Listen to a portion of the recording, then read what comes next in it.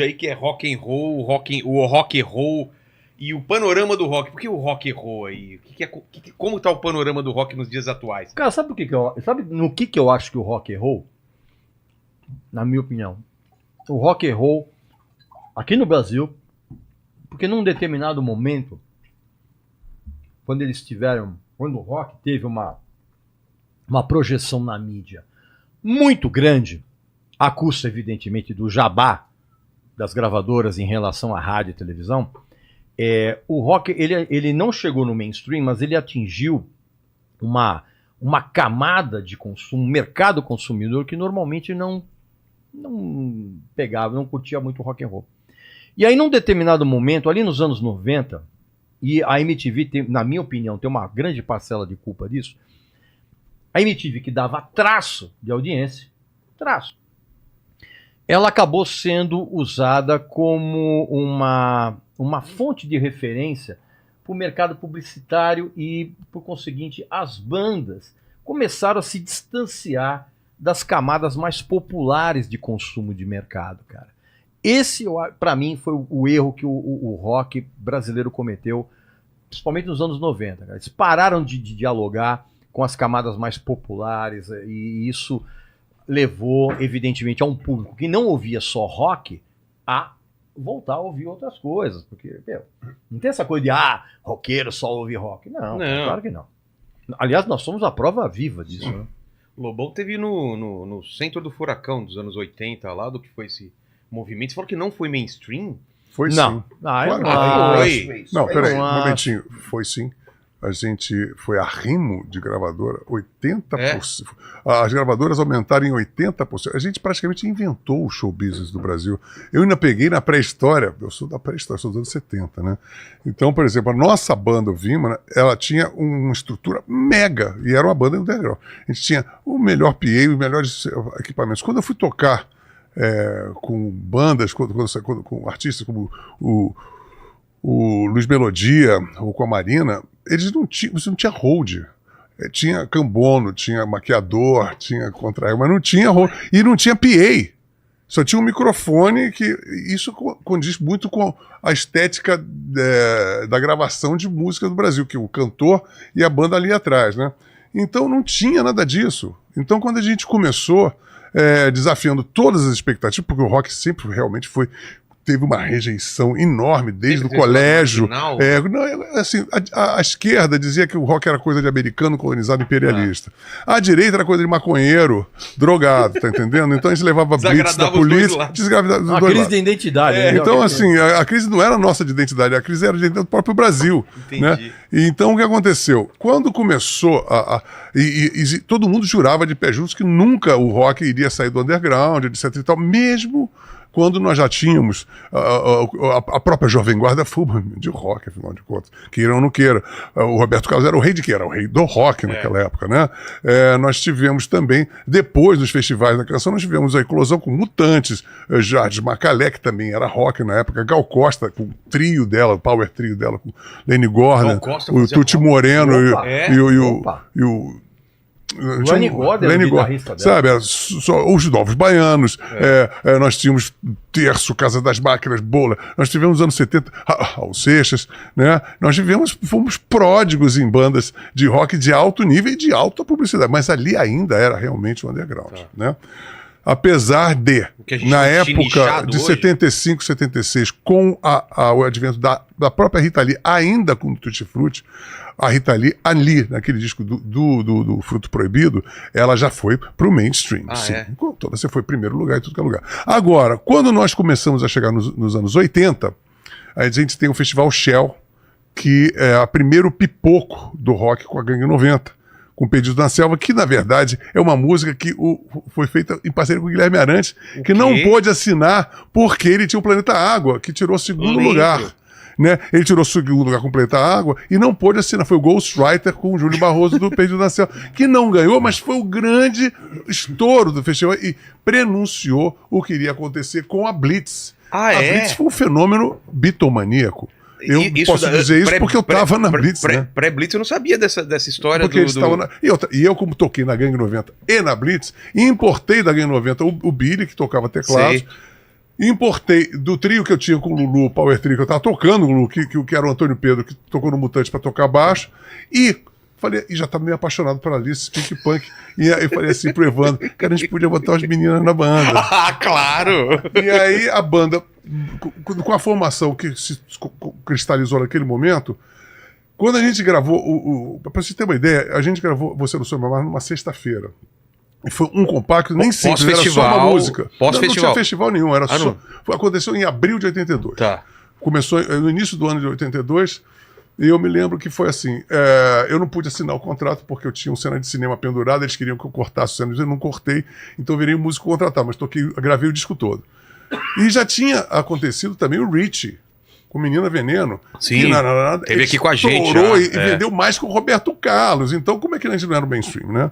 Ele vendeu mais que o Roberto Carlos, com Menina Veneno. E quando chegou a Blitz, gravamos sexta-feira, o Máriozinho Rocha, que era o diretor da EMI, lançou na sexta-feira, na segunda-feira. Na sexta-feira, que estava em primeiro lugar em todas as rádios, em todas as paradas do Brasil. Um fenômeno que nunca aconteceu, nem antes nem depois. Foi um fenômeno absolutamente único. Uma e coisa espontâneo? Espontâneo. Porque estourou, foi incontrolável, não tem essa coisa de jabá. Eles deram, foi um rastilho de pólvora. E aí, quando aconteceu isso, eles conseguiram emplacar, assim como o Richie, emplacou de 12 músicas, emplacou 10.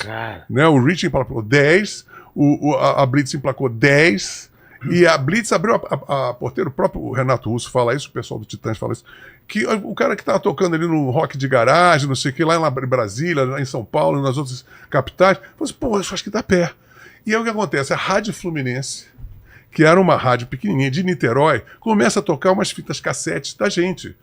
Eu do Cena de Cinema, o Paralamas com cinema mudo. Vital e Sua Moto. Porque não tinha nem o cinema mudo, foi depois. Né? As coisas, os tapes do Titãs, isso foi estourando. Foi ali que nasceu o Circo Voador e a Fluminense, bem pequenininho, bem assim, underground, fizeram que com todas as rádios, a prosódia das rádios, imitassem a Milena Ceribelli, as garotas narrando, de locutoras, era tudo a Fluminense que fez a estética. E todas as rádios que vieram, Rádio Cidade, Jovem Pan, todas imitando a Fluminense. Foi um boom. Aí quando a coisa aconteceu, as gravadoras começaram a querer selos de a Armação Limitada é um pouco depois? Bem depois. Bem depois? Bem depois, foi 85, 86. Não, estou falando de 82. Tá. 81, Comecinho. 82. Aí, quando em 83, a Warner Brothers, através do André Midani, começa a caçar novos talentos. Aí começa a contratar o quê? Contratou, se não me engano, o Metrô, o Titãs do Iê, que era na época o Titãs do Iê, estourando sua sonífera ilha. O Traje Iê, Rigor. né? Hã? Eu acho que é Iê. Não, os Titãs do Iê. É. Era o Titãs do Iê. E aí, com o hit Sonífera ilha, aí veio o Roger com o Traje a Rigor, que detona assim, eles fizeram eu acho que é a banda que mais teve hit no Brasil. Também acho. O primeiro disco do Traje é absurdo. Nós vamos invadir sua praia. É só uma coletânea. Eu gravei também. Eu fiz back vocal. Eu gravei em todos esses discos. Imitando o Paulista, não é? Gravei como eu recomendo. Vitrolinha. Eu, Rich, Léo Jaime. Então, estourou. Foi incontrolável. Você estava em todas, cara. Eu estava em todas. Eu toquei com o Lulu, com o Rich, toquei com a Blitz, gravei todos os discos. Metrô não, você fez alguma coisa? No Metrô não, a gente era muito amigo, eles eram muito queridos, a gente se encontrava nos camarins, eles garotos muito educados. É da Virginia? Eles começaram, o Metrô começou com uma banda de rock progressivo.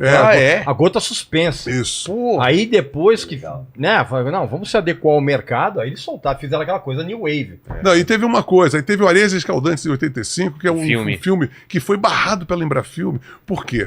Porque o Chico de Paula, quando fez isso, ele estava preconizando uma nova geração que ainda não tinha estourado. Não só do rock. Por exemplo, o Asdrubal trouxe o trombone, que dizia Luiz Fernando Guimarães, Regina Casé. O próprio Evandro, né? O Evandro era do Asdrubal. Cristina Scher, sabe? O pessoal, o Zerbini, que era artista plástico. Ele conseguiu pegar toda a geração dos anos 80 e colocar no filme. né? Botou os Titãs, botou Capital Inicial, botou Areias Escaldantes, referente a uma música do Lulu, né? Que também faz parte. Eu fiz a trilha sonora, tanto incidental como a trilha sonora, a coletânea foi eu que ajudei a fazer, e ainda participei como ator. Porra! Participei como ator. Eu fico cheirando o cadáver do Máximo Silvestre, eu era o Médio Moura. Não, mínimo, eu era o Guará. Mas você fala preconizando por quê? Porque aquele filme ele era meio fora da época que foi fora, e aí quando tava pra sair, houve uma patrulha ideológica, porque a Embrafilme era daqueles medalhões, tipo a MPB, não sei o quê, então a gente era uma nova geração completamente subversiva. E o Chico conseguiu farejar. Só tinha Pedra 90 ali, né, cara? Só tinha rapaziada. E nadando contra a corrente estética do Globo do Cinema Novo. Né? Não, e eu ajudava.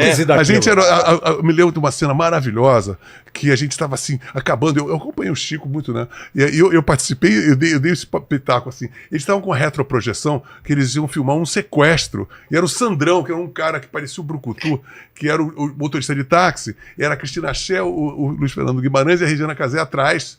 E aí eles montaram tudo, e tá faltando, não tinha mais grana, não sei o que, a gente tava todo mundo doidaço no set, né? Sim, e tinha que fazer todo a cena. Doidão, bicudo, não sei o que. Aí eles montaram, e o cara que montou a retroprojeção montou ao contrário. O quê? Aí o cara falou, não vai dar tempo, caralho. Como é que vai ser? Eu falei assim, Chico, pensa bem o que eu vou te dizer, cara. O roteiro do filme comporta uma fuga em marcha ré. Mano, aí era no túnel reboço. Era no túnel reboço. Aí o cara assim, 180. E os caras começaram preconizando Velozes e Furiosos aí. A cena é sensacional. Então o filme tem ela cenas espetaculares. O cara assim, o cara numa fleu, o motorista de carro, assim, ó, parecia que ele estava estacionando numa vaga assim, e os caras conversando, comendo pipoca. Pois vamos sequestrar, um terrorista. E ele conversando, a cena é espetacular. Então o filme, com esse frescor, aí tem, por exemplo, tem os Titãs na manicure. O Branco Melo, o Belô, todos assim, e todos cantando. Era totalmente Jean Cocteau, ele era fã do Jean Cocteau, do surrealismo. Então era muito legal. Aí ele pegou, tinha as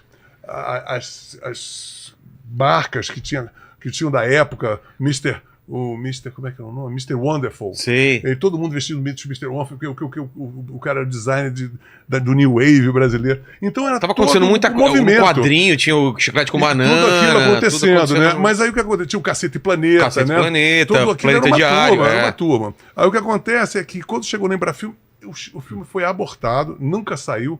Só 30 anos depois que ele saiu no Telecine. E aí quando ele virou cult, até hoje, agora estourou. Ele não foi pro cinema? Não, porque foi boicotado, porque essa coisa da inteligência brasileira que não queria... A máfia do Dendê do cinema. Isso.